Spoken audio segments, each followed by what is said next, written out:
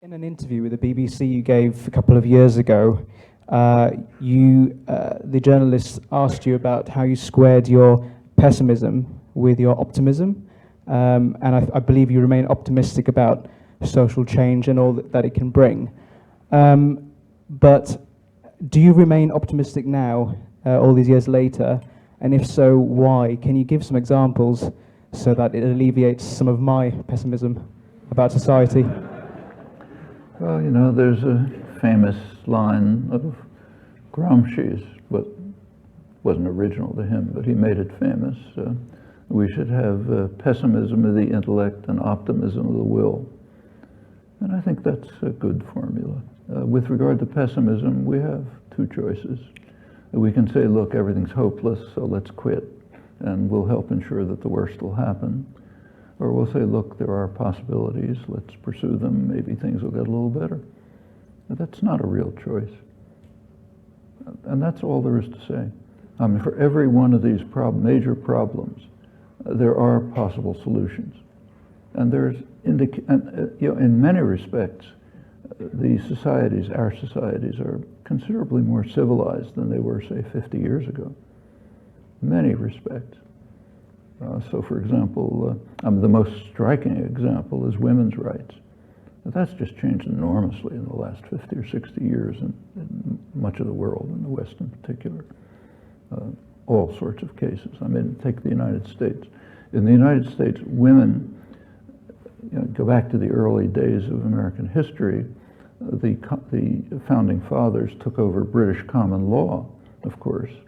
Under British common law, women were not persons, they were property. A woman was the property of her father, transmitted to her husband. Over the years that changed, but slowly. It wasn't until 1975 in the United States that women had a legal, guaranteed right to serve as peers in federal juries. Peers means equal persons.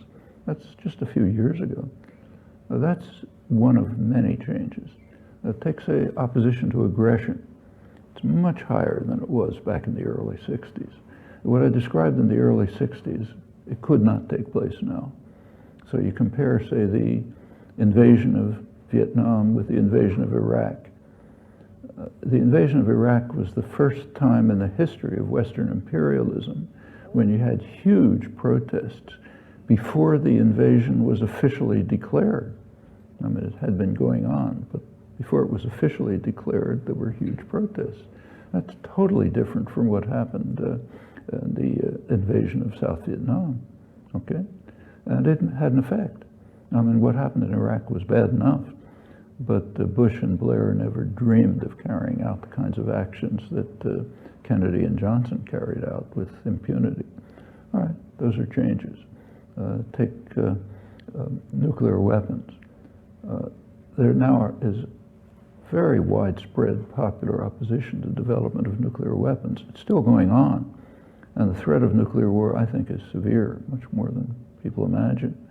But it's been lessened, and there's popular opposition which could grow. In the case of the major issue we face, environmental catastrophe, that was not even considered a problem 40 years ago. And now it's understood to be a problem, and there's plenty of popular activism, even not enough, but plenty doing something about it. These and many other things are signs of, there are other signs for reasons for optimism. Take, say, Latin America. Okay, for 500 years since the conquistadors, Latin America was dominated by foreign powers. The last century or so, the United States. And internally, virtually every Latin American country was run by a small, wealthy, Europeanized, often white elite in the midst of enormous poverty and suffering in basically potentially pretty rich societies. The last 10 or 15 years, that's changed. There's a reason why Assange is in the Ecuadorian embassy. Latin America has become significantly free of external control, more so than almost any other part of the world.